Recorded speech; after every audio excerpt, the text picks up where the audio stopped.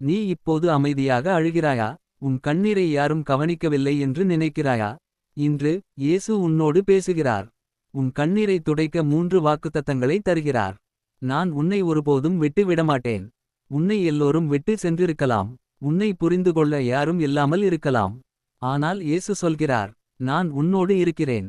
நீ தனியாக இல்லை. இந்த இருள் நேரத்திலும் அவர் உன் அருகில் நிற்கிறார். உன் கண்ணீரை நான் ஆனந்தமாக மாற்றுவேன். இன்று உன் கண்ணீர் தரையில் விழுகிறது. ஆனால் நாளை அது சாட்சியாக மாறும். தேவன் உன் வலியை வீணாக விடமாட்டார். அவர் உன் கண்ணீரை ஆசீர்வாதமாக மாற்றப் போகிறார். இது உன் முடிவு அல்ல. இது உன் மாற்றத்தின் தொடக்கம். உனக்காக நான் ஒரு நல்ல திட்டம் வைத்திருக்கிறேன். நீ இப்போது எல்லாம் முடிந்துவிட்டது என்று நினைக்கிறாயா? இல்லை. தேவன் உன் வாழ்க்கைக்காக இன்னும் பெரிய திட்டம் வைத்திருக்கிறார்.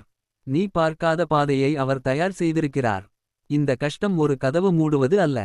ஒரு புதிய கதவு திறப்பது.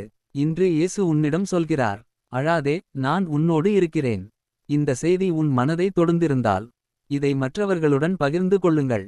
உன் வாழ்க்கையில் ஒரு அதிசயம் ஆரம்பமாகிறது.